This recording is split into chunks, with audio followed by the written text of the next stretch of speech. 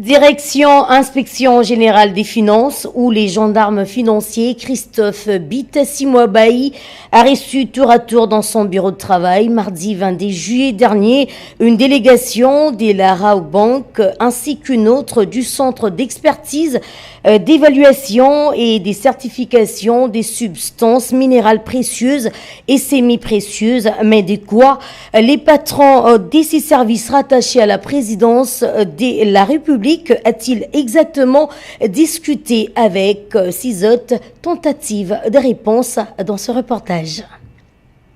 Mardi 22 juillet n'a pas été de tout repos à l'inspection générale de finances. Le chef de service, Christophe Bitassi-Mouabaï, a eu successivement 2 séances de travail avec les délégations de 2 entreprises, l'une publique et l'autre privée.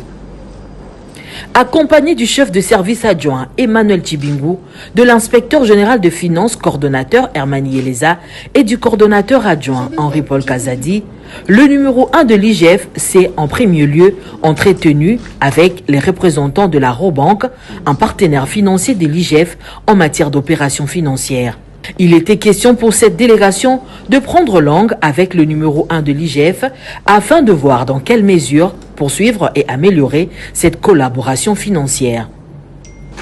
En début d'après-midi, c'était au tour de la délégation du Centre d'expertise d'évaluation et des certifications de substances minérales précieuses et semi-précieuses. L'objet de la rencontre, prise de contact avec le nouveau leadership de l'IGF pour mettre en place le mécanisme d'un encadrement du CEC. Pour le directeur général de cet établissement public, Freddy Mwamba, cette rencontre a permis de jeter les bases d'une collaboration qui s'inscrit dans la logique de l'instruction donnée par le chef de l'État, Félix-Antoine Tshisekedi, visant l'implémentation des laboratoires du CEC. Nous sommes venus voir l'inspecteur général chef de service, d'abord pour présenter nos civilités et pour échanger sur les questions en rapport avec la gestion du CEC. Et comme vous savez, nous sommes en train de répondre à l'instruction du chef de l'État en ce qui concerne l'implémentation des laboratoires. Et nous avions écrit à l'époque pour demander l'accompagnement de l'IGF. Et comme il y a un nouveau inspecteur, nous sommes venus le voir pour voir, d'abord examiner, évaluer les niveaux d'exécution et puis voir des possibilités pour la continuité.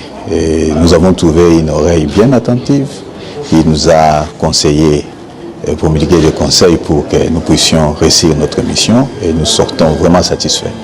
Soulignons que l'IGF poursuit sans relâche son engagement à travailler avec tous les gestionnaires dans un climat apaisé, comme voulu par le président de la République. Ici est de noter également que l'IGF se trouve actuellement dans plusieurs missions d'encadrement dans les établissements publics et entreprises du portefeuille de l'État.